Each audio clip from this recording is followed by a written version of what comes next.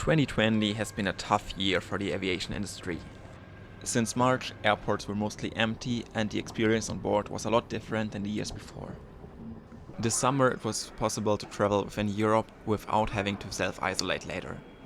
So in this video I want to compare the 3 biggest European full-service carriers and how they are performing during the pandemic: Lufthansa, KLM and British Airways. Let's start with the hub, which means their home airport and the lounges which they are operating. Lufthansa has 2 hubs where they are operating their flights from. One of them is in Frankfurt and the other one is in Munich. Let's just start with the Senator lounge in Frankfurt, where I've been to in early November. The German government considers a lounge as a restaurant. That's why they are not allowed to offer food inside. However, you can have a little snack bag here. I got this one in Munich, which contained a pretzel, a sandwich, a banana and some water. I visited the Senator lounge in early September too. Back then Lufthansa also served hot meals like scrambled eggs in their lounge. Back in June it was still allowed to eat in the lounge and Lufthansa offered fruit salad, pretzels, sandwiches and Kit Kats in their lounges. But Lufthansa does not only operate lounges at their home airports. In December I've been to the lounge in London Heathrow. They had some different options there, so I think this is totally fine too. But well, Lufthansa is not the only airline operating a lounge in London Heathrow.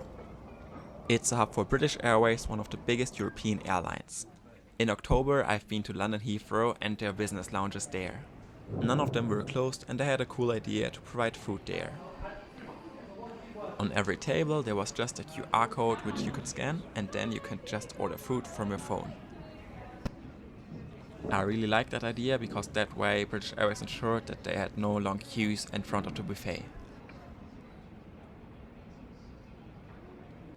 The last lounge which I want to show is the KLM Crown Lounge in Amsterdam. I've been there in late October. In this lounge there was a little buffet for fruits and a coffee machine. You can also have warm meals which are served by the staff. And of course, when you're eating or drinking, you can take your mask off.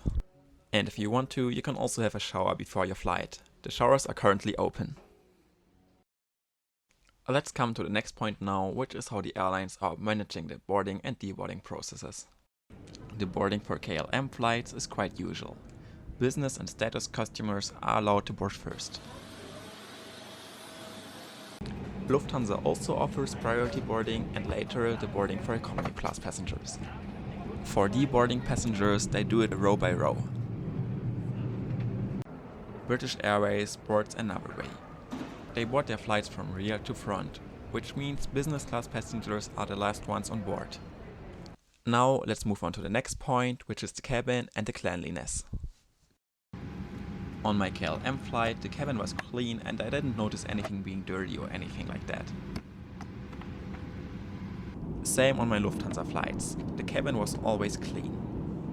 At boarding, the crew hands out some disinfection wipes, so you can clean yourself or your table. You also got disinfection wipes on British Airways flights. On this flight I was a bit disappointed because the cabin was not really clean. The last point which I will compare is the service on board.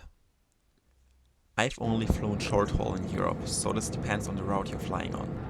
On the 3-hour flight from Munich to Lisbon, I got a sandwich and a drink, for example. In September, when I flew from Munich to London, there was only a drink service, and in November, when I flew from Frankfurt to Birmingham, there was only a bottle of water.